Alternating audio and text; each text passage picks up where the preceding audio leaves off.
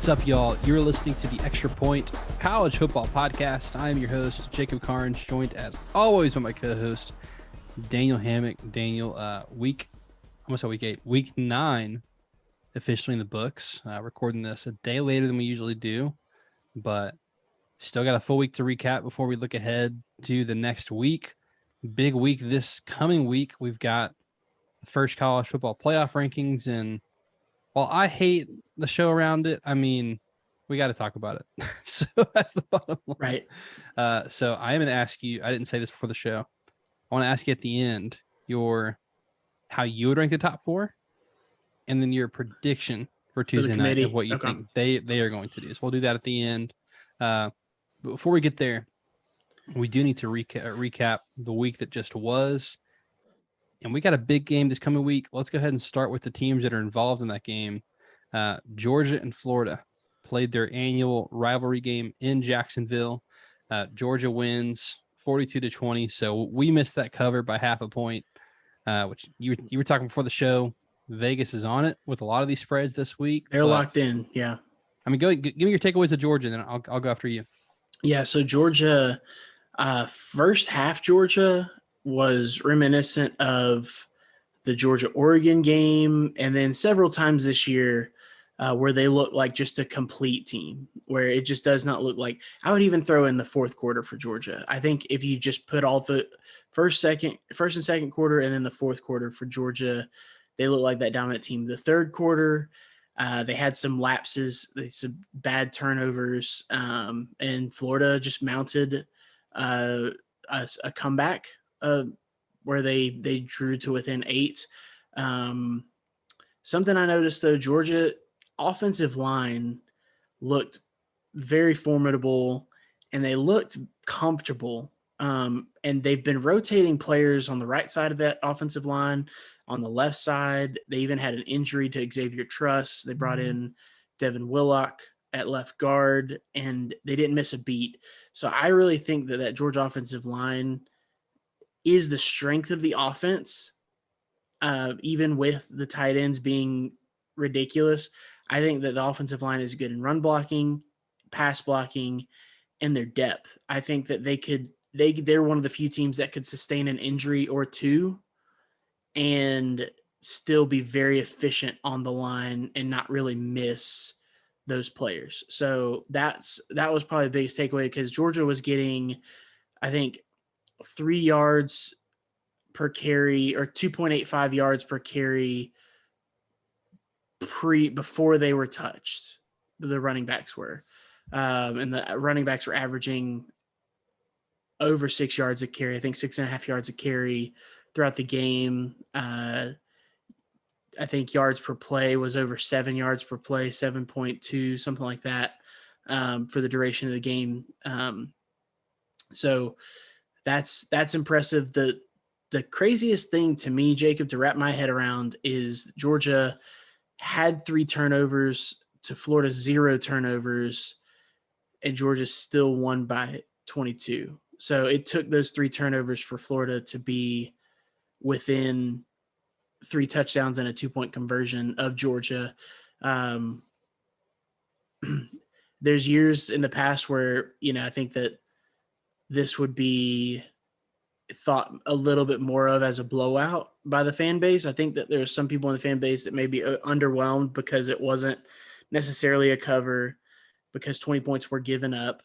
The standard has gotten so high in Athens, but I think that you can kind of look to the history of this rivalry and just say, any win is important in Jacksonville, and especially a 3-score win.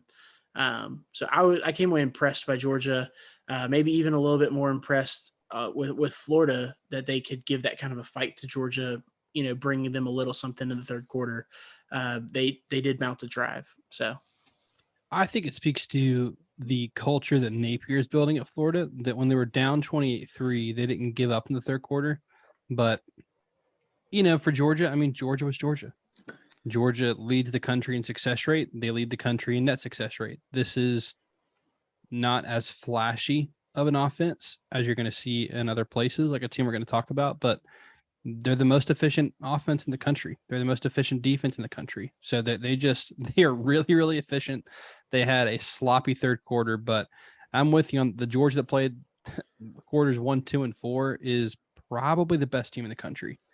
And I would love to see a team like Tennessee play Georgia. And we're gonna get that 6 days from now, because with Georgia, when you're on this level, it's similar to Alabama. It's like you play good teams, and then it's like, oh well, that's just that was just Arkansas, or that was just LSU, that was just whatever, and Bama beats them, and it's like, well, they haven't really been tested, and at the end you look back and you're like, oh wow, they actually played some pretty good teams. It was just the standard's so high. I think Georgia is suffering a little bit from Josh Pate calls it the it's like the price of success. It's just you're the defending champs and people expect you to beat Florida 45-20, 42-20. And they did. You should have, Vegas laid a 22.5 number on this game. They were right on it. That's exactly what happened in this game. So impressed with Georgia.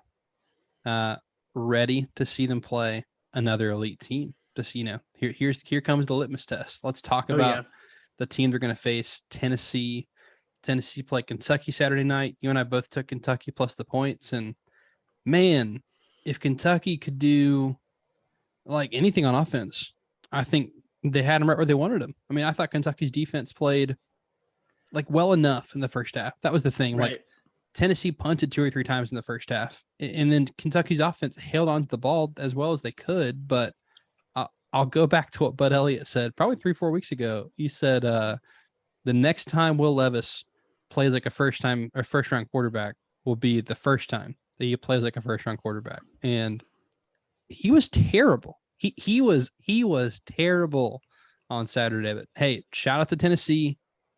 They did what good teams do. They went and just beat another average team. I think Kentucky's average to good, but they went and beat another good team, killed them at home in prime time in a look ahead spot. So credit to Tennessee, 40-46. That offense looks as good as ever.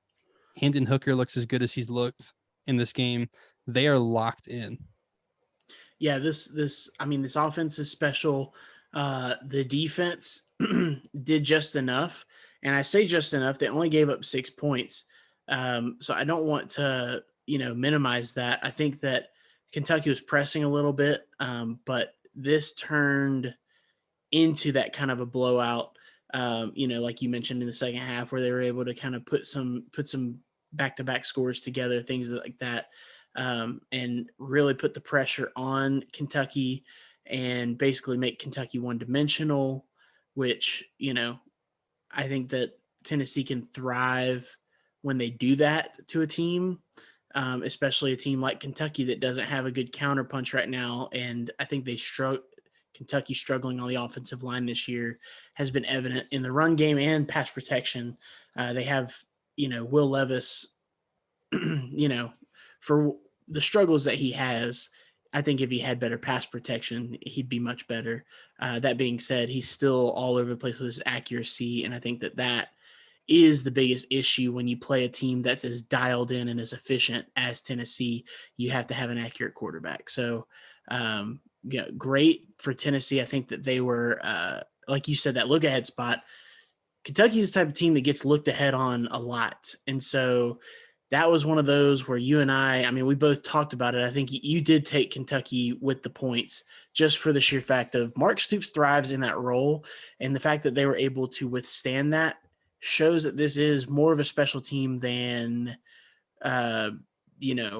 just lightning in a bottle. I think that they, it's going to take an elite team like when they play Georgia, or if they get a rematch of Alabama, if that was to happen at SEC championship or something like that, it's going to take an elite team to match up with Tennessee, because they might be elite. They're very, very good.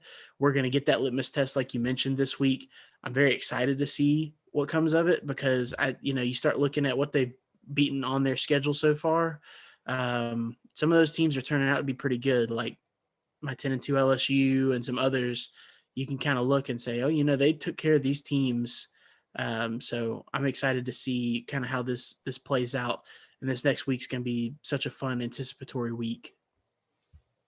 Love it. That game is this coming Saturday. There is in the AP, it's already 1-2. So Tennessee they're tied with Ohio State for 2, which will make that game the highest ranked matchup in Sanford Stadium history. So we've only gotten AP number 1 versus AP number 2. This will be the 25th time we've ever gotten it in college football. So all eyes will be in Athens this Saturday.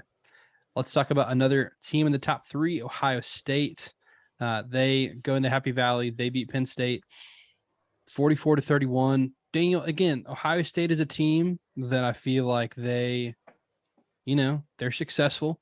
So that they are highly critiqued in everything they do. So I don't want to sound overly critical. They scored 44 points. They went on the road. They won a Big Ten game in a hard place to play, 44-31 against a rival who is ranked in the top 10. Huge win. Again, it's Ohio State. So I'm going to look at it with Ohio State standard. I was not, this is the best team in the country, impressed. What I was very impressed with, CJ Stroud had a decent game. They didn't run the ball very well against Penn State. I think Penn State was, locked in to shut down that run game. But, man, what I was impressed with was this is why you recruit 5-stars, no matter how long it takes. Because when you've got a player like JT Tuimoloau, who former 5-star, if you remember, for those that don't, his recruitment went well into the summer. He signed late last year. He didn't sign till it was like June or July last year. July, yeah.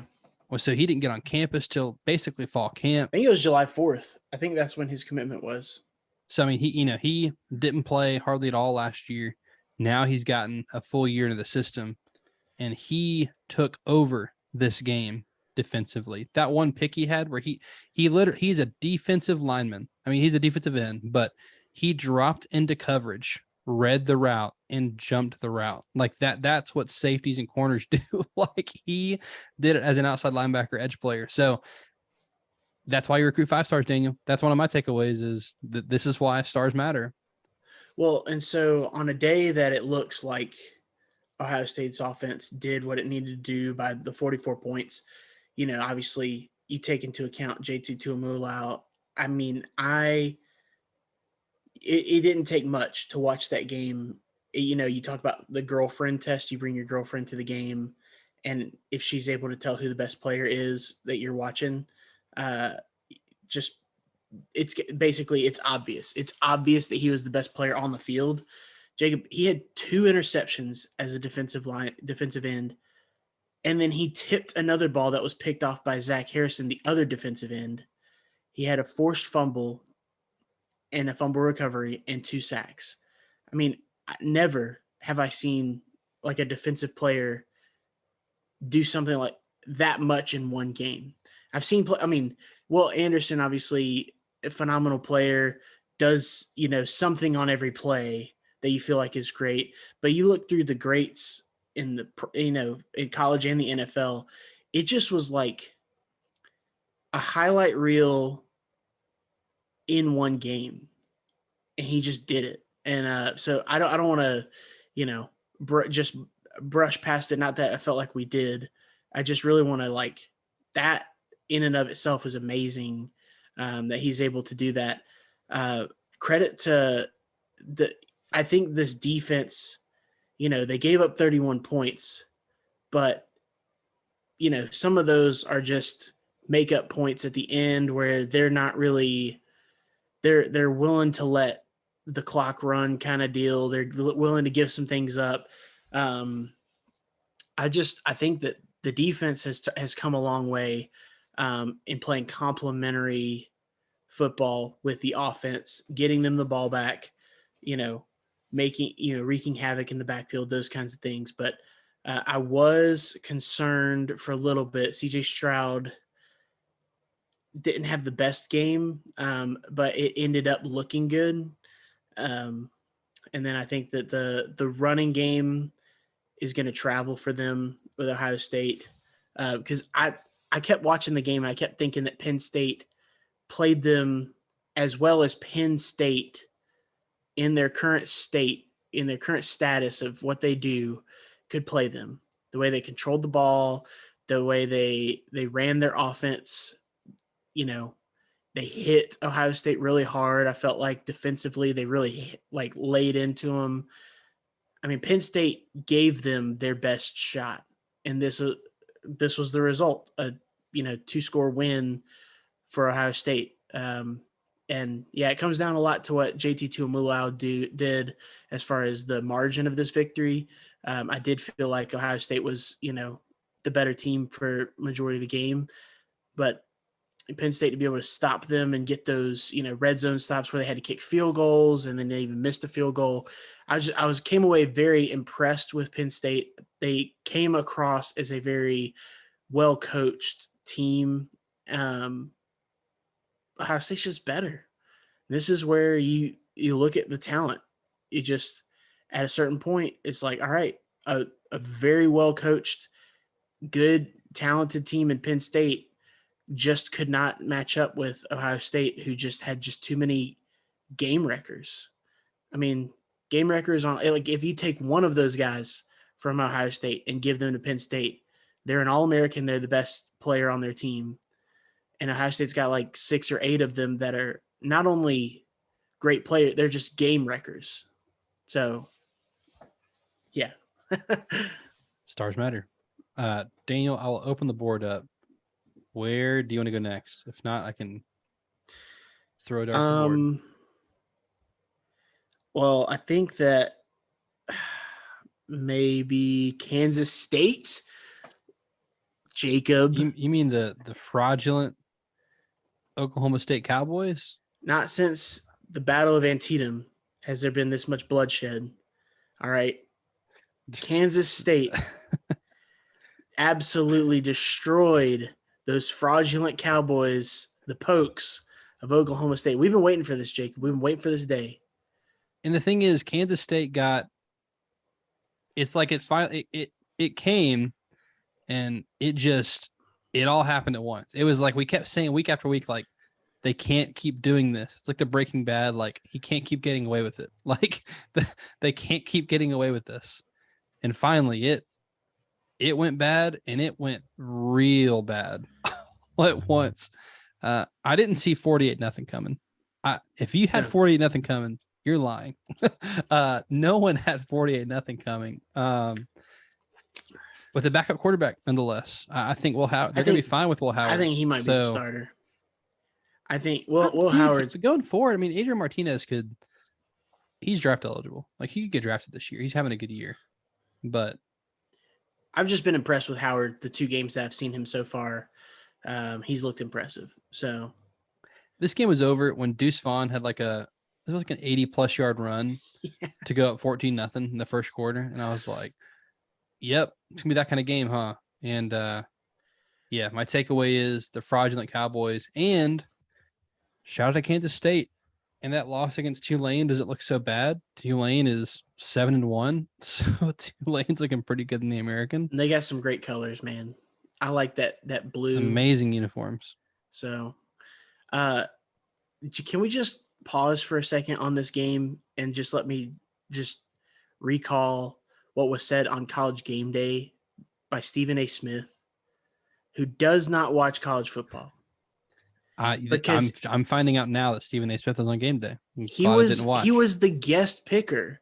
And anyways, I still have some anger in my heart that I'm going to get right with the Lord later about this. I'm going to pray about it. But listen, he said, well, I'm going to pick the team that can actually score points and win this game. I'm going to take Oklahoma State. 48-0, my friend. 48-0.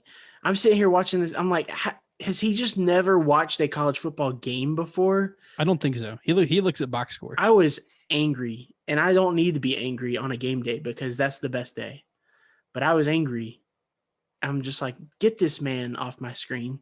I already don't watch First Take on purpose because I don't want to hear anything he ever does. And I think I've muted him on Twitter because I just don't want any of his stuff to pop up.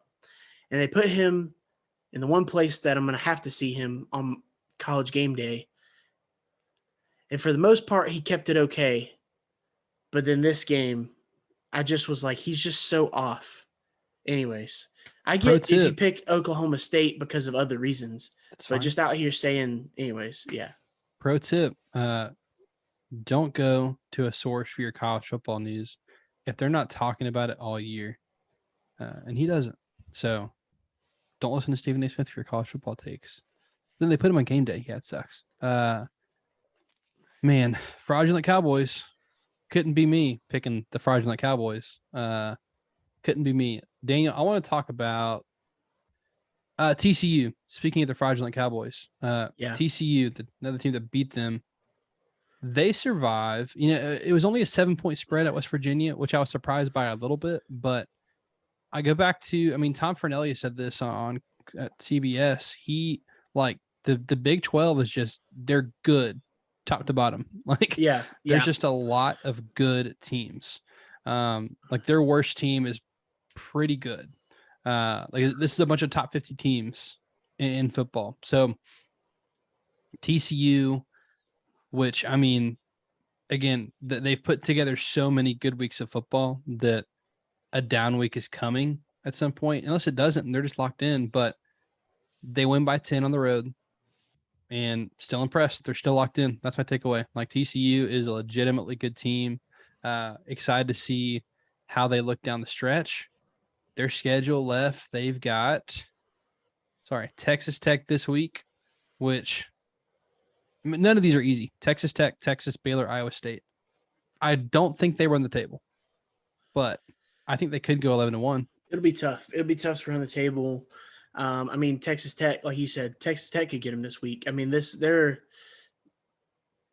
several teams that they can just, it just depends on how the game goes. It just depends. And that sounds kind of silly, but it just depends on how, it could be a bounce this way and a bounce that way, and how the possessions line up. That there's that many good teams that can score points because their offenses are advanced and they're efficient, and their defenses are not that good. But if you turn the ball over, if there's a muff punt, which that's a turnover, but I'm saying just if there's just, if things go wrong on a play here or there, special teams miscues, that's all it takes for these games, because there's that many, I would say, like kind and quality opponents. They're all pretty good, like you mentioned, the Tom Fernando had said. But yeah, we'll see. How about Notre Dame? They were next on my list, taking care of Syracuse, which at the beginning of the year we picked this because we didn't think much of Syracuse, but now getting to this point of the season, we've been impressed with Syracuse. We've been down on Notre Dame because of their start. I think it's a big game for them psychologically. I think for their just, well-being this season, being able to, 5-3 is a lot different than 4-4. I think they could put some wins together here. If they can go 8-4 this year, I think that would be, I know they got Clemson this week. Don't worry. Well, if they go 8-4, I had their schedule up for a reason. Then they will have had a big upset. And I was going to say, I think they beat one of these two teams. They've got Clemson this week. They go to Navy. They got Boston College. Those are 2 wins. Then they go to USC to end the season. I think they get one of those. I think it's most likely they get USC, because I do just think Clemson's defense is just strong. But yeah, have you seen the spread? I have not. What would you guess it is? It's at Notre Dame. At Notre Dame, Clemson by 7.5. It's 4. Ooh. Yeah, that was 4. Huh. I'd have guessed around 10 without looking at it. I just figured more than a touchdown seems right. So to be fair, it opened up at 9.5. Oh. That's a lot of movement. A lot of people are on the Irish at home. That is very I'd have taken Clemson minus 9.5. I think I need to dive into it, but at first glance, I'd have taken Clemson minus 9.5. So 4 seems easy. we'll see. This will be a game we talk about this upcoming week. Oh, yeah, for sure. Impressing Notre Dame. I only got one more I really wanted to talk about. UCF, Daniel. After losing to ECU last week, I was really impressed that they were able to bounce back, take down Cincinnati. With the backup quarterback. That was the impressive part to me. They were able to – they had the lead when John Rice Plumlee went down. It was a small lead. Their defense was impressive at what they, holding Cincinnati. And then Cincinnati kind of got their leg, sea legs under them and scored. The fact that UCF was able to go back down and score twice to end up taking this game. I came away impressed with UCF as a team. I think they played a great obviously we always highlight John Rice Plumlee, one of my favorite players, but they've got several individual good players. That's fun to be in Orlando and have, Gus Malzahn be your coach and all this kind of stuff. But they just seemed like they were a good team, because beating a quality team like Cincinnati, it jumps out to me. Yeah, huge win. They have, put themselves in a position to be in contention for that Cotton Bowl spot at the end of the season. Have you watched or did you see the box score from Wake Louisville? No, I just kept seeing people say scary, because it's like Halloween themed, scary game in, for Wake Forest. I'm like, what? And I never got over to it. You know how Miami had 8 turnovers last week? Yeesh. Wake matched them this week. 8 turnovers. Sam Hartman threw 3 interceptions. Just a really off day. Like everything, Murphy's Law, man. Everything that could go wrong did go wrong. I put this as one of my best bets on our other picks. I thought Wake -3 is a joke. Man, I didn't see 8 turnovers coming. It just went very, very poorly. So that was just, if you want a good laugh, that'll lose you a game for sure. They only had 12 less yards, Wake Forest did, than Louisville, but 8 turnovers. That'll lose you a game by 27. Michigan beat Michigan State 29-7. Game was a lot more dominant in that score. Michigan's defense is really, really good. They held Michigan State to a grand total of 1 yard in the second half. And then Michigan was like, "Oh, we don't have to score. We can 1 yard. All right, we can just sit on this." When they were doing that, in the midst of that, I was holding on to the 21.5, whatever it was. And I was like, we're going to make it. We're going to make it, because that's what I was thinking. I was thinking Michigan's in control, but they're willing to sit on it. And they were sitting, but then they just had a little breakthrough score at the end. I was on the wrong side because Michigan controlled it and won it. But I was on the right side in the sense that I was like, this game is just going to be tight and they're just going to play close and they're going to be satisfied with a win, which they were, but they covered. I guess just because of that, let's mention the other game that went that way for me, which was Ole Miss and Texas A&M. I broke one of our main 2 rules, which is to fade Oklahoma State and fade Texas A&M. I did not fade Texas A&M. I just had a funny feeling because of, Ole Miss being hot and Texas A&M not. It was like everything that's been going right, for Ole Miss for the most part. Everything's been going wrong for A&M. I just had a feeling, and they were leading the game for a while. Connor Wegman actually looks very promising in that Texas A&M offense. But yeah, the story was that Texas A&M's defense, with all that talent, just could not tackle and get Ole Miss's running backs on the ground. Or by the time they even got to one of them, sometimes they were 10 yards downfield. These guys ran all over them. Was it 390 yards rushing? Sorry, I had it up. You're good. I'm pulling it up now. I got it now. Yes, they had yards rushing 338. 338. Sorry, it was 390 on the ground for Ole Miss. Looked at the wrong number. Sorry. Okay, 390. Yep. Jacob, that's a lot of yards rushing. passing, this day and age, okay, that's a big day. And the fact that they ran it 63 times. Like they figured out like, oh, they're just not going to tackle. They're just not going Sweet. to. We'll run it 63 times. Did you see any of the Lane Kiffin stuff after the game? Oh yeah. That was just phenomenal. That he's just never scared of saying anything, which he is the embodiment of what's good about college football. I just love him. So see, he is what people want Leach to be. Like fun at the podium, but he's also 8-1. You know what I mean? Like he's just like and he'll go beat A&M and then talk about how I guess the 5 stars didn't matter. Whatever he said. He said maybe he's gonna have a Joker mask or something. Maybe Jimbo will have a Joker mask for him for Halloween. So he called him and Saban clowns. Hilarious. Just great stuff. Dialed in. And I just love SEC like coaches having these little petty arguments and rivalries, and it just makes it so fun. Only other game I wanted to hit, what I think is the most underrated team by rankings in the country, North Carolina. Yeah. This is the kind of game that I think if you look at the last few seasons for North Carolina, when they had a really good team, it's the kind of game they lose. Think about that game they played against Florida State.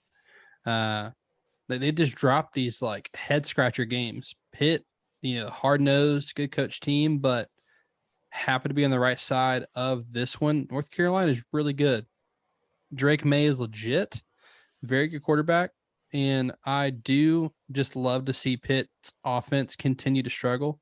I wish I would have bet Pitt on the under on the win total as soon as I heard Narduzzi say that he was basically mad at how much they passed the ball last year when they sent a guy to New York City as a Heisman finalist and had a Blitnikoff Award winner at receiver. Won the ACC. You won your conference.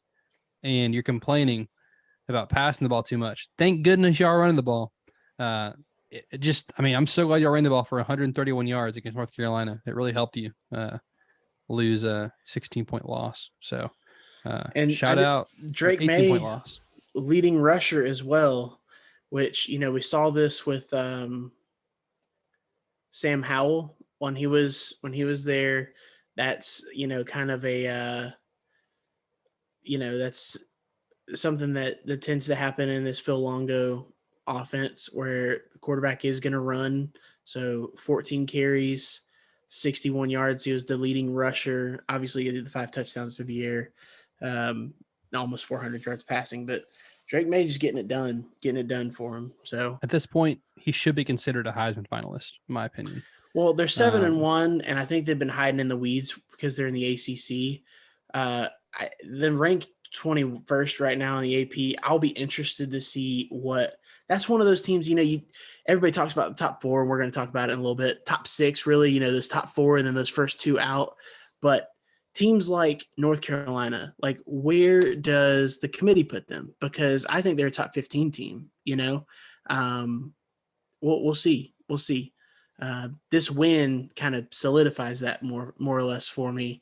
So we'll see. Obviously, we'll have our XPR rankings come out where everybody can see those and see what we think, at least kind of what we think. And we'll have those before Tuesday night. So we'll get that out ahead of time. Speaking of Tuesday night, Daniel, last thing I wanted to do, we'll start doing this until the end of the season. Who would be your top 4 if you're on the committee and you're voting? And then what do you think they're going to do Tuesday night? My top 4 would be Georgia at number 1, Ohio State at number 2, Tennessee is number 3, Michigan is number 4, and then I'll give you the first 2 out would be Alabama at 5 and Clemson at 6. That's how I would put it. What I think they're going to do, I think they're going to have Georgia as 1, and I think they're going to have Tennessee as 2. Ohio State is 3. I think they'll have Michigan at 4, Clemson at 5, and Alabama at 6. I've got the same. same 6 teams for both. So what I think will be the top 6 and what I think they're going to do, different order. So my top 4/top 6 would be Georgia at 1. I would also have Tennessee at 2. I've debated this one. Ohio State 3, Michigan 4. First 2 out, same as you, Bama, then Clemson. What I think they're going to do is I think Tennessee is going to be 1. I think Georgia is going to be 2. I think Michigan will be 3. And I think Ohio State's going to be 4. And I do think, same as you, I think Clemson above Alabama. I think a couple things. Tennessee over Georgia, I don't think none of it's a big deal. It's the first week. They've just randomly chosen week, whatever this is, to do the rankings for the first time.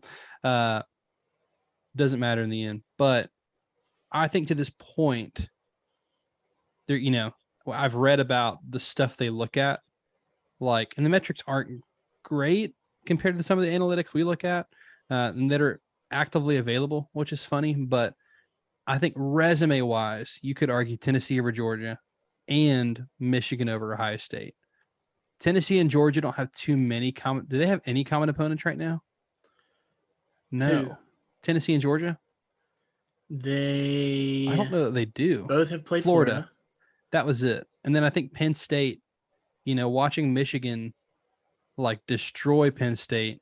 And then I know it was at home for Michigan, on the road for Ohio State, but it's all going to sort itself out. I think at this point, they're going to have Tennessee above Georgia, Michigan above Ohio State. We'll see though. So it'll make for some great talking. We're going to record Tuesday night to do our week preview. So we will know what those are. We can do a quick hitter on that, but there's plenty of football to talk about. So we'll be spending the majority of our time talking about the games happening this next Saturday, but you can follow us on social media, and now you can follow us on YouTube. Be sure to subscribe at the Extra Point Pod. So YouTube added handles. So be sure to subscribe on YouTube, youtube.com/@the-extra-point-pod. You can use that same handle for Facebook and Instagram. Follow us there as well. And then you can follow Daniel on Twitter @DaveSouthDaniel. You can follow me on Twitter @JacobCarnes with a K. That will do it for this edition of The Extra Point. He is Daniel. I am Jacob. See you.